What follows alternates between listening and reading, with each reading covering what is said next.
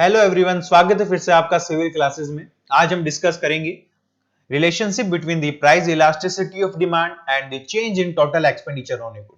अभी तक हम डिस्कस कर चुके हैं concept of elasticity in economics and the price elasticity of demand, जिसके कंक्लूडिंग रिमार्क्स के तौर पर हमने देखा कि कोई कमोडिटी जो है वो या तो प्राइस इलास्टिक हो सकती है या फिर प्राइस इनइलास्टिक हो सकती है। तो इन्हीं दो डिग्रीज के बीच उस कमोडिटी पर होने वाला जो टोटल एक्सपेंडिचर है वो क्या वेरी करता है या नहीं करता है। तो आज हम इसी कॉन्सेप्ट को चेक करेंगे। तो चलिए चलते हैं फिर। बेसिकली हम एक हाइपोथेटिकल एग्जांपल लेते हैं कि आप मार्केट में किसी कमोडिटी को परचेस करने के लिए जाते हैं और उस पर होने वाला जो टोटल एक्सपेंडिचर है वो डिपेंड करता है उसकी प्राइस पर एंड उसकी क्वांटिटी पर। मान लेते हैं कि उस पर्टिकुलर कमोडिटी की प्राइस 5 रुपीज है और उस टाइम पर आप उसकी 2 यूनिट को क्या करते हो, परचेस करते हो। तो इस कंडीशन में जो टोटल एक्सपेंडिचर होगा वो हो जाएगा 5 multiply 2, therefore this is 10। Total expenditure हो जाएगा 10 रुपीज। अब जो टोटल एक्सपेंडिचर है वो आपका चेंज भी हो सकता है और चेंज के लिए दो कंडीशंस है बेसिकली। फर्स्ट कंडीशन जब ये है कि आपकी प्राइस चेंज हो जाए, ठीक है। सेकंड कंडीशन है आपकी क्वांटिटी चेंज हो जाए, ठीक है। जब आपकी प्राइस चेंज होती है और क्वांटिटी आप फिक्स करते हो या फिर आपकी जब क्वांटिटी चेंज होती है प्राइस फिक्स रहती है। तो पहली कंडीशन मान लेते हैं कि प्राइस जो है 5 की जगह 10 यूनिट्स हो गई है, प्राइस जो है 10 हो गई है। तो उस कंडीशन में टोटल एक्सपेंडिचर कितना होगा? तो टोटल एक्सपेंडिचर हो जाएगा 10 मल्टीप्लाई 2, देयरफॉर 20। टोटल एक्सपेंडिचर क्या हो जाएगा? 20। तो हमने देखा कि हमारा टोटल एक्सपेंडिचर क्या हो गया, इंक्रीज कर गया है जब प्राइस हमारी 5 से 10 रुपीज हो गई। और अब हम ये देखते हैं कि हमारी प्राइस जो है वो 5 रुपीज ही रहती है और हम क्वांटिटी जो है वो चेंज कर देते हैं, 2 से हम कर देते हैं 5। सो देयरफॉर क्वांटिटी जो है हमारी अब 2 से हम क्या कर देते हैं, 5 कर देते हैं। तो टोटल एक्सपेंडिचर क्या हो जाएगा? 5 मल्टीप्लाई 5, देयरफॉर 25। ओके, तो इस तरीके से हमारा टोटल एक्सपेंडिचर भी क्या हो गया है, चेंज हो गया है। अब यहाँ पर हमारे पास इंक्रीज हो गया है। तो हमने देखा कि टोटल एक्सपेंडिचर जो है वो डिपेंड करता है प्राइस पर और क्वांटिटी पर भी, और जब प्राइस एंड क्वांटिटी में चेंज आता है तो हमारा टोटल एक्सपेंडिचर भी चेंज हो जाता है। अब इसी को हम छोटे से कॉन्सेप्ट के साथ जोड़ेंगे और हम ये देखेंगे कि प्राइस एंड क्वांटिटी में चेंज होने पर टोटल एक्सपेंडिचर तो चेंज होता ही है, बट आपकी जो प्राइस इलास्टिसिटी होती है पर्टिकुलर कमोडिटी की, उस पर भी वो जो है टोटल एक्सपेंडिचर डिपेंड करता है। तो चलिए हम डिस्कस करते हैं। और जब हम ऐसा रिलेशनशिप स्टेबलाइज करते हैं कि जब टोटल एक्सपेंडिचर भी चेंज होता है with reference to change in price and quantity and the elasticity of demand, particular price elasticity of demand, तो उसी रिलेशनशिप को हम कहते हैं टोटल आउटलेट मेथड, ठीक है। सो हम डिस्कस करेंगे यहाँ पर। ई जो रिप्रेजेंट करता है बेसिकली टोटल एक्सपेंडिचर को रिप्रेजेंट करता है। E is a function of P and Q, P for price of commodity and the Q for quantity demanded of commodity. If expenditure on a good is changed from, then total exchange in total expenditure is a function of change in price and quantity. Okay, जो हम discuss कर चुके हैं hypothetical example लेके। If here we want to stabilize the relationship between the price elasticity of demand and the change in expenditure on a good, then the function of total expenditure on a good is look like change in expenditure is a function of change in price and quantity and elasticity of demand. तो हमें एक ऐसा relationship stabilise करना है जिसमें हमको ये पता चले, जिससे हम ये रीड कर सकें कि जो चेंज इन एक्सपेंडिचर होता है वो डिपेंड करता है चेंज इन प्राइस क्वांटिटी पर और प्राइस इलास्टिसिटी ऑफ डिमांड पर, ठीक है। तो हमें एक ऐसा फंक्शन जनरेट करना है। तो चलिए हम नेक्स्ट स्लाइड पर चलते हैं और हम एक ग्राफिकल ऑब्जर्वेशन से ये डिस्कस करते हैं कि कैसे हम एक मैथमेटिकल फंक्शन जो है वो जनरेट करेंगे जिसमें हमें पता चलेगा कि जो चेंज इन टोटल एक्सपेंडिचर है वो डिपेंड करता है change in price and quantity पर and price elasticity of demand पर। तो चलिए हम डिस्कस करते हैं। हमने यहाँ हॉरिजॉन्टल एक्सेस पे क्वांटिटी डिमांडेड को रिप्रेजेंट किया है और वर्टिकल एक्सेस पे प्राइस को रिप्रेजेंट किया है, और ए बी जो हमारे पास डाउनवर्ड स्लोपिंग डिमांड कर्व है, ठीक है। और हमारे पास इनिशियल कंडीशन है E1, जहां पर पर्टिकुलर कमोडिटी की जो डिमांड है वो Q है और प्राइस जो है वो P है। तो इस E1 कंडीशन पर जो हमारा टोटल एक्सपेंडिचर होगा वो होगा price multiply quantity. So here price जो है वो P है और क्वांटिटी क्या Q है। सो टोटल एक्सपेंडिचर E1 पर जो होगा वो होगा P एंड Q। अब हम एक केस लेते हैं जिस पर हमारा जो टोटल एक्सपेंडिचर है वो हमारा क्या हो जाएगा, बेसिकली चेंज हो जाएगा। तो उस कंडीशन में क्या होगा, जब हमारा P1 से प्राइस जो है बेसिकली क्या हो गई है, इंक्रीज हो गई है, P से P1 हो गई है। तो according to the law of demand ceteris paribus क्या हो जाएगा, when price rise then quantity demanded fall. तो Q से हमारी क्वांटिटी डिमांडेड क्या हो गई है, Q1 हो गई है। तो इस कंडीशन में हमारा टोटल एक्सपेंडिचर भी चेंज हो जाएगा। तो ये किस तरीके से होगा, E2 पर प्राइस जो है वो क्या है, बेसिकली जो टोटल एक्सपेंडिचर होता है वो क्या होता है, प्राइस मल्टीप्लाई क्वांटिटी। सो यहां पर हमारा टोटल एक्सपेंडिचर क्या होगा, जो प्राइस है बेसिकली क्या है, P1 है, देयरफॉर क्वांटिटी क्या है, Q1 है। सो देयरफॉर जो हमारा E2 जो नया एक्सपेंडिचर आएगा वो कुछ इस तरीके से आएगा, price multiply quantity, P1 Q1 जो हमारा है टोटल एक्सपेंडिचर है। बट हम इसको एक नए फॉर्मेट में या फिर दूसरे फॉर्मेट में भी लिख सकते हैं। कैसे, बेसिकली E2 को मैं कुछ इस तरीके से भी रिप्रेजेंट कर सकते हैं कि बेसिकली जो ये P1 है, बेसिकली ये P1 जो आया है, जो P1 हमारे पास प्राइस जो आई है, वो प्राइस जो है वो किस रीजन से आई है, बेसिकली हम कह सकते हैं कि P में जब हमने डेल्टा P चेंज किया, तो बेसिकली यहाँ पे हम इस तरीके से भी लिख सकते हैं P plus delta P, therefore multiply this something, Q से हमने रिड्यूस किया है Q1, तो हम यहाँ पे डेल्टा P, डेल्टा जो Q है उसको ऐड कर देंगे। So therefore Q plus delta Q। Okay, इस कॉन्सेप्ट को थोड़ा ध्यान से वापस समझिए कि जो नया एक्सपेंडिचर है वो क्या आएगा, P1 Q1। तो P1 Q1 को मैं कुछ और फॉर्मेट में भी लिख सकता हूं। P1 को मैं लिख सकता हूं P plus delta P and Q को मैं लिख सकता हूं Q plus delta Q। Okay, so basically ये जो यहाँ पर जो चेंज आया है वो है डेल्टा Q, और जो यहाँ पर ये वाला चेंज है वो है डेल्टा P, यानी P में हमने ऐड किया है डेल्टा P को, और जब क्वांटिटी Q से Q1 हो गई है तो उसमें हमने ऐड किया है इतने वाले को, डेल्टा Q को। रिमेंबर, ध्यान रहे, जो डेल्टा होता है वो चेंज को रिप्रेजेंट करता है, बहुत पॉजिटिव को और नेगेटिव को। और जब हम यहाँ पे इसमें डेल्टा में रियल वैल्यूज को क्या करते हैं, पुट करते हैं, तो हमें पता चलता है कि जो चेंजेस है वो पॉजिटिव है, नेगेटिव है। बेसिकली हमें पता चल रहा है कि जो प्राइस में जो चेंज हुआ है बेसिकली वो पॉजिटिव हुआ है, और जो क्वांटिटी में जो चेंज हुआ है वो क्या हुआ है, नेगेटिव हुआ है। मीनिंग दैट Q से Q1 जो आए हैं उसमें डेल्टा जो Q है वो बेसिकली क्या है, नेगेटिव है बेसिकली। ओके, बट हमने यहाँ पे पॉजिटिव को रिप्रेजेंट किया है क्योंकि जो डेल्टा होता है वो केवल और केवल चेंज को रिप्रेजेंट करता है। सो हियर अब हमें ये देखना है अब, अच्छा, और हमारा जो मेन मोटिव है वो कुछ इस तरीके से है कि change in expenditure is a function of change in price quantity and price elasticity of demand पर। तो हमें चेंज इन एक्सपेंडिचर को क्या करना है, फाइंड आउट करना है। तो चेंज इन एक्सपेंडिचर जो होगा बेसिकली वो क्या हो जाएगा, हियर E2 माइनस E1। ठीक है, तो E1 जो है हमारे पास इनिशियल क्या है, इनिशियल टोटल एक्सपेंडिचर है, और E2 जो हमारे पास क्या है, करंट, या फिर बोल सकते हो चेंज एक्सपेंडिचर है। तो total expenditure, change in total expenditure हम इस तरीके से फाइंड आउट करेंगे। ओके, और फिर हम एक मैथमेटिकली फंक्शन जनरेट करेंगे जिससे हमें पता चलेगा कि चेंज इन एक्सपेंडिचर है वो डिपेंड करता है चेंज इन प्राइस क्वांटिटी पर and the price of elasticity of demand पर। तो चलिए नेक्स्ट स्लाइड पर। Suppose at price P the demand for good is Q। जैसे कि हमने प्रीवियस जो जो बेसिकली ग्राफिकल ऑब्जर्वेशन था उससे हम डिस्कस कर चुके थे कि जब आपकी प्राइस जो थी P थी और आपकी क्वांटिटी Q थी, तो यहाँ पर जो E1 जो एक्सपेंडिचर था ना वो क्या था, P multiply Q। Okay, and the price P plus delta P, जब आपकी प्राइस जो है वो इंक्रीज कर गई basically, okay, and therefore quantity Q1 हो गई एंड प्राइस P1 हो गई, तो इस कंडीशन में हमारा जो टोटल एक्सपेंडिचर आया उसमें जो प्राइस निकल कर आई वो क्या आई, P plus delta P, and therefore quantity is Q plus delta Q। Okay, so ये वाली जो कंडीशन थी, तो हम देखेंगे suppose at price P the demand for good is Q and the price P plus delta P the demand for good is Q plus delta Q। जैसा कि हम देख चुके हैं कि जब हमारी प्राइस इंक्रीज कर गई और क्वांटिटी डिक्रीज हो गई, तो उस कंडीशन पर जो प्राइस थी ना वो कुछ इस तरीके से थी, P plus delta P, and जो क्वांटिटी डिमांडेड थी वो क्या था, Q plus delta Q। Okay, at price P the total expenditure on the good is PQ. Okay, therefore is the even the total expenditure is the price multiply quantity. At the price P plus delta P, the total expenditure on good is something, P plus delta P, this is our P1, this is our P1 multiply Q1। सो हम इसको उस format में भी लिख सकते हैं जो हमने प्रीवियस स्लाइड में डिस्कस किया है। So total expenditure is look like P plus delta P multiply Q plus delta Q। So the absolute change in total expenditure on the good is delta E is equals to E2 minus E1 and is equals to this term, this something, this is our E2, okay, and this is our E1, this is our initial total expenditure and this is our change or current total expenditure. So it's something look like P plus delta P multiply Q plus delta Q minus PQ. So therefore जब इसको हम solve करेंगे तो हमारे पास ये आ जाएगा Q multiply delta P plus P delta Q plus delta P delta Q।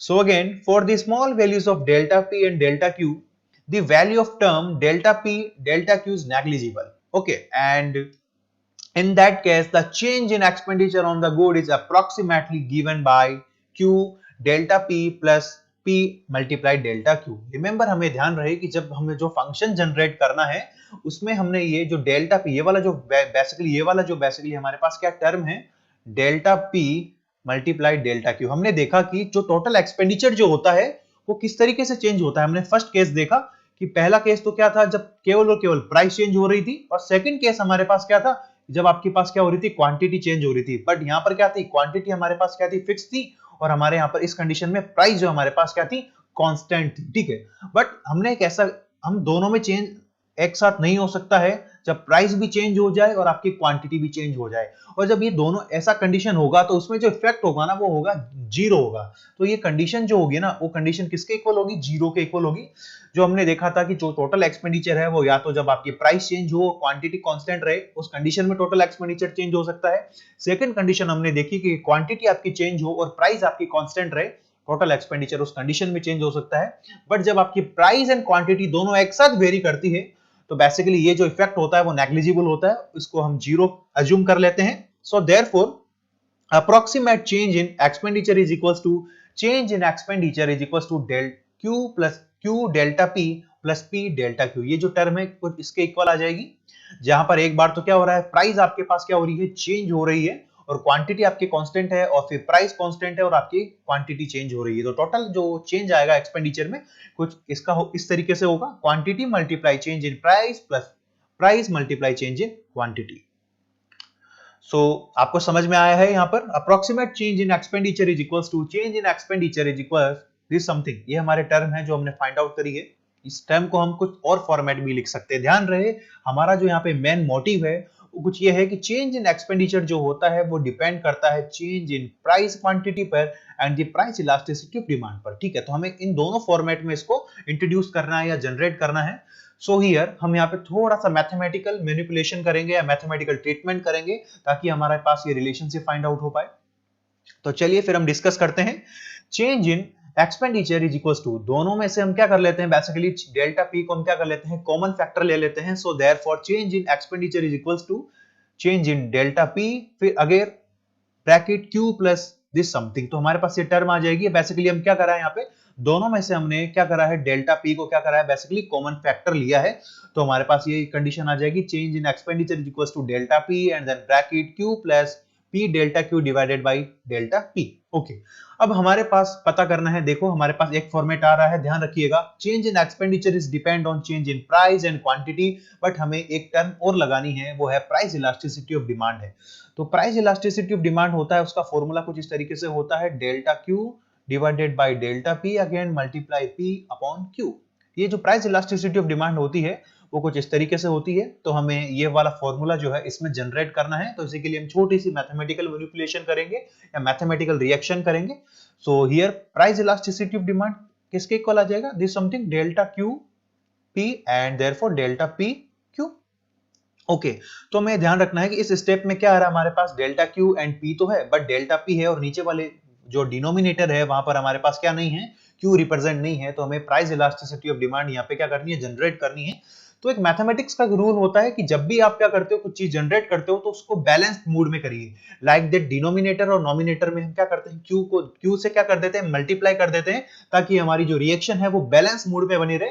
Denominator और nominator, basically जो नॉमिनेटर है और जो डिनोमिनेटर है उसमें क्या हो, बैलेंस मूड बना रहे. तो हम क्या करते हैं, ऊपर वाले टर्म में और नीचे वाले टर्म में क्यू से मल्टीप्लाई कर देते हैं ताकि बैलेंस्ड हमारे पास रिएक्शन बनी रहे, कहीं ज्यादा ना हो और कहीं कम ना हो. So here change in expenditure is equals to change in price and therefore bracket and quantity plus p multiply change in quantity and quantity divided by change in price multiply quantity. तो हमने क्या कर दिया, एकदम balance mood में reaction करी है ताकि डिनोमिनेटर और नॉमिनेटर की जो वैल्यूज है वो क्या ना हो, चेंज ना हो. दोनों की जो वैल्यूज है वो बेसिकली क्या बनी रहे, कांस्टेंट बनी रहे, इक्वल बनी रहे.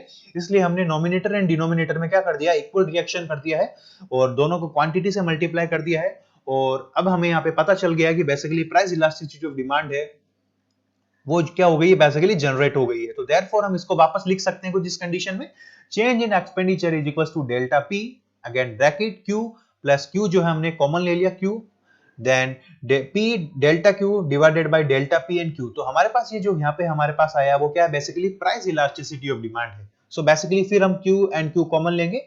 सो ये delta E is equals to delta P and bracket Q again bracket 1 plus this something. Okay, ये जो टर्म है बेसिकली हमारे पास किसके इक्वल है, प्राइस इलास्टिसिटी ऑफ डिमांड के इक्वल है। So again change in expenditure is equals to delta P multiply Q again bracket 1 plus price elasticity of demand. तो हमारे पास क्या आ गया, ये हमने टर्म जो है वो जनरेट कर दी है, जिसपे हमें ये पता चल रहा है कि जो टोटल एक्सपेंडिचर जो है वो डिपेंड करता है किस पर, चेंज इन प्राइस क्वांटिटी पर and the price elasticity of demand पर। ठीक है, तो हमारे पास हमने ये जनरेट किया है छोटा सा मैथमेटिकल मैनिपुलेशन करके। तो हमारा मेन मोटिव यही था। अब हम इसमें रियल वेरिएबल्स या रियल वैल्यूज को इंट्रोड्यूस करके हम और डिस्कस करेंगे कि कैसे टोटल एक्सपेंडिचर चेंज होता है या नहीं होता है। ओके, सो देयरफॉर हमारे पास एक रिलेशनशिप स्टेबलाइज हुआ है, delta E is equals to delta P multiply Q and again multiply by 1 plus price elasticity of demand. ED जो है वो क्या है, basically price elasticity of demand है। जो basically price elasticity of demand होती है उसकी कुछ डिग्रीज होती है।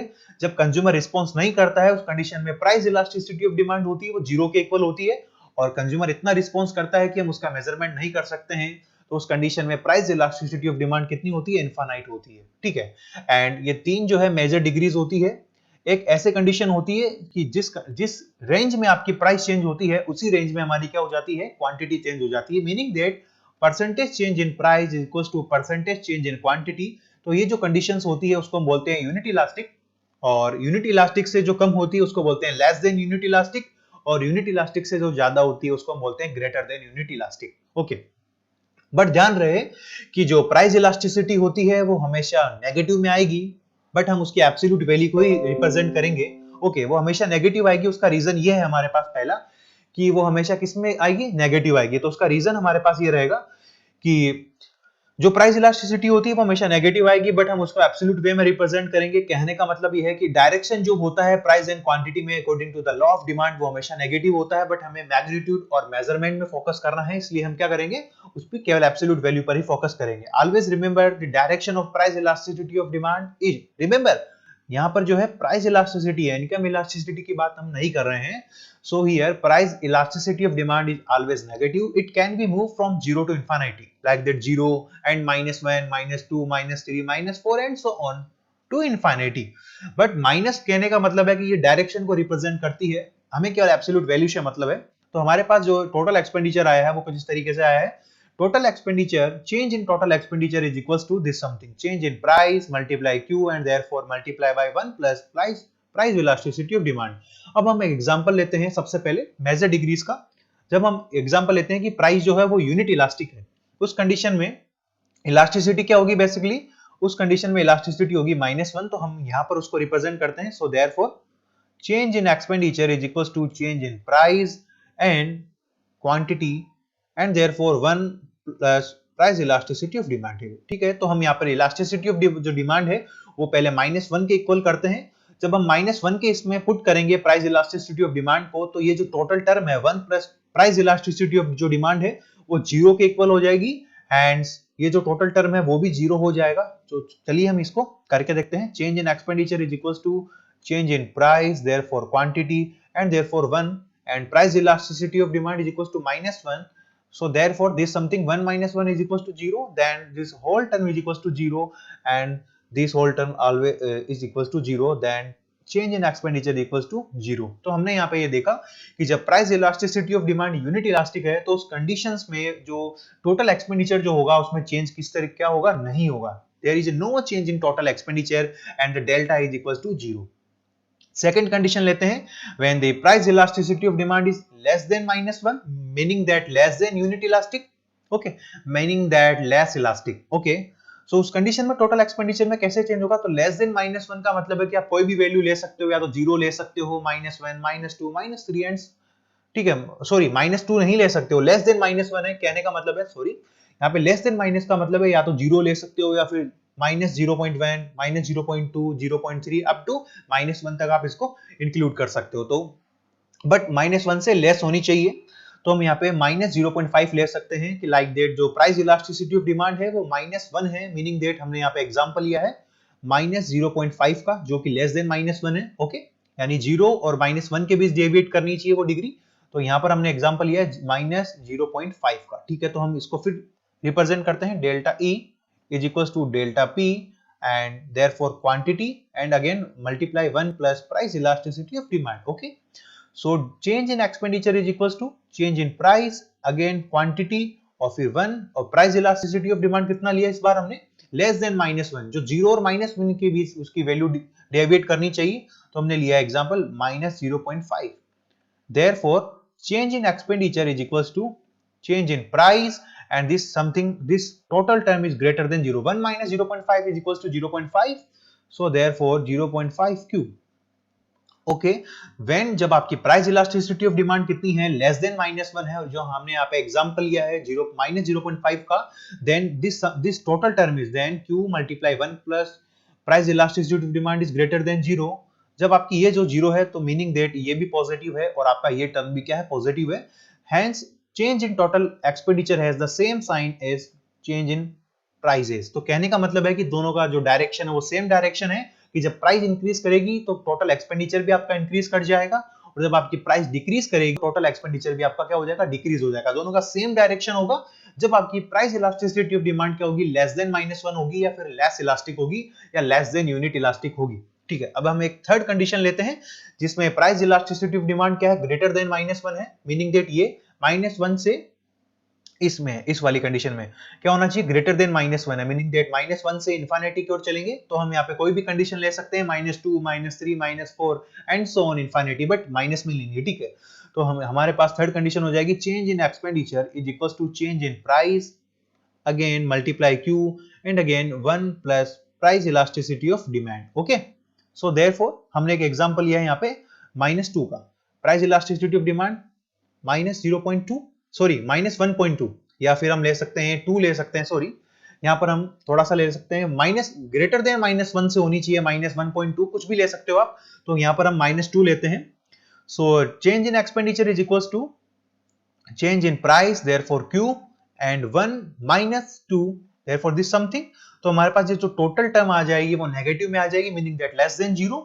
तो यहाँ पे आ जाएगा change in expenditure is equals to this something change in price and therefore 1 minus 2 is equals to -1, therefore minus Q. Therefore all term is less than 0, meaning that negative में आ जाएगा, meaning that एक term तो होगी positive और एक term होगी हमारे पास negative. When elasticity of demand is less than greater than -1, यहाँ पर हमने क्या लिया है, माइनस ग्रेटर देन -1 कुछ भी ले सकते हो, -2 -3 -4 and up to infinity, minus में आप कुछ भी ले सकते हो. तो हमने एग्जांपल लिया है यहाँ पे, एग्जांपल किसका लिया है, -2 का. When elasticity of demand is greater than -1, then Q multiply 1 plus price elasticity of demand is less than 0, meaning that negative आएगा. Hence, the change in expenditure has the opposite sign as change in prices. तो हमने देखा कि एक तरफ हमारे पास change in expenditure positive है, तो change in price and quantity हमारे पास क्या है, नेगेटिव है. तो इससे हमें एक कंडीशन देखने को मिलेगी कि जब प्राइस आपके पास इंक्रीज करेगी, इस कंडीशन में जब आपकी ग्रेटर देन क्या है, यूनिट इलास्टिक है या इलास्टिक है डिमांड पर्टिकुलर कमोडिटी की, तो प्राइस के इंक्रीज करने पर आपका टोटल एक्सपेंडिचर डिक्रीज हो जाएगा, या फिर प्राइस के डिक्रीज होने पर टोटल एक्सपेंडिचर इंक्रीज हो जाएगा. तो यहाँ पे अपोजिट डायरेक्शन होगा, अपोजिट रिलेशनशिप होगा या इनवर्स रिलेशनशिप होगा. तो हम इसको ग्राफिकल ऑब्जर्वेशन से भी समझ सकते हैं. हमने हॉरिजॉन्टल एक्सेस पे एक्सपेंडिचर को रिप्रेजेंट किया है और वर्टिकल एक्सेस पे प्राइस को रिप्रेजेंट किया है. जब आपकी price elasticity of demand basically क्या है, यहाँ पे स्केलर फॉर्म में हमने रिप्रेजेंट किया है. ओके, स्केलर फॉर्म में जब आपकी प्राइस इलास्टिसिटी ऑफ डिमांड क्या है, लेस देन 1 है, meaning that less than unit elastic है और इलास्टिक है, तो उस कंडीशन में प्राइस एंड क्वांटिटी में जो change price and total expenditure में जो चेंज होगा वो कैसा होगा, सेम डायरेक्शन में होगा, मीनिंग दैट पॉजिटिव होगा. जब आपकी प्राइस भी इंक्रीज करेगी तो आपका टोटल एक्सपेंडिचर भी इंक्रीज करेगा, या फिर प्राइस भी डिक्रीज करेगी तो आपका टोटल एक्सपेंडिचर भी डिक्रीज करेगा. जब कौन सी कंडीशन है, प्राइस इलास्टिसिटी ऑफ डिमांड कैसी है, लेस देन 1 है, या meaning that less than unit elastic है, उस कंडीशन में प्राइस में और आपका एक्सपेंडिचर में कैसा रिलेशनशिप होगा, पॉजिटिव रिलेशनशिप होगा. प्राइस के इंक्रीज करने पर टोटल एक्सपेंडिचर भी इंक्रीज कर जाएगा और प्राइस के डिक्रीज करने पर भी टोटल एक्सपेंडिचर डिक्रीज कर जाएगा. जो कि हमने देख लिया है मैथमेटिकल ट्रीटमेंट से. और फिर हमारे पास एक कंडीशन आती है जब आपकी प्राइस इलास्टिसिटी ऑफ डिमांड जो किसके इक्वल होती है, इक्वल्स टू 1 होती है, तो उस कंडीशन में कोई भी इनमें रिलेशनशिप स्टेबलाइज नहीं होता है. No change in total expenditure होगा, ठीक है, no change in total expenditure. फिर हमारे पास थर्ड एक मेजर डिग्रीज आती है जिसमें प्राइस इलास्टिसिटी ऑफ डिमांड क्या होती है, बेसिकली ग्रेटर देन 1 होती है। तो दोनों में अपोजिट डायरेक्शन में गो करते हैं, प्राइस एंड टोटल एक्सपेंडिचर। जब प्राइस इंक्रीज होगी तो टोटल एक्सपेंडिचर फॉल हो जाएगा, और जब प्राइस डिक्रीज होगी तो आपका टोटल एक्सपेंडिचर इंक्रीज कर जाएगा। तो यहाँ पे कैसा रिलेशनशिप हुआ है, इनवर्स रिलेशनशिप स्टेबलाइज होता है। तो यही हमारे पास कंक्लूडिंग रिमार्क्स होता है। सो बेसिकली हम यहाँ डिस्कस कर चुके हैं, जब प्राइस इलास्टिसिटी ऑफ डिमांड क्या है, ग्रेटर देन 1 है, तो रिलेशनशिप जो हो रहा है टोटल एक्सपेंडिचर एंड प्राइस में कैसा है, इनवर्स रिलेशनशिप है, दोनों अपोजिट डायरेक्शन में गो करते हैं। एंड जब प्राइस इलास्टिसिटी ऑफ डिमांड क्या है, इक्वल्स टू 1 है, meaning that percentage change in price is equals to percentage change in क्या है, क्वांटिटी है। तो दोनों में किसी प्रकार का कोई रिलेशनशिप नहीं होता है, no change in total expenditure होगा। एंड देयरफॉर जब प्राइस इलास्टिसिटी ऑफ डिमांड क्या है, बेसिकली लेस देन 1 है, सो यहाँ पर पॉजिटिव रिलेशनशिप होता है, दोनों सेम डायरेक्शन में गो करते हैं। टोटल एक्सपेंडिचर भी बढ़ेगा एंड प्राइस भी बढ़ेगी, एंड टोटल एक्सपेंडिचर भी फॉल होगा एंड प्राइस भी फॉल होगी। तो हमारे पास ये रिलेशनशिप स्टेबलाइज होता है, और इसको हम टोटल आउटले मेथड भी कहते हैं। तो मैं बिलीव करता हूं कि आपको मैथमेटिकल ट्रीटमेंट जो हमने ट्रीट किया है, या फिर हम कह सकते हैं कि हमने इस तरीके से जनरेट किया कि change in total expenditure is a function of change in price and quantity and price elasticity of demand, आपको समझ में आया होगा। प्रैक्टिस कीजिए और जुड़ते रहिए सिविल क्लासेस चैनल से। अभी तक आपने हमारे चैनल को सब्सक्राइब नहीं किया है तो जल्दी से हमारे चैनल को सब्सक्राइब कीजिए और बेल आइकन पर टैप कीजिए ताकि आपको मिलती रहे हमारे चैनल की latest notification. All the best.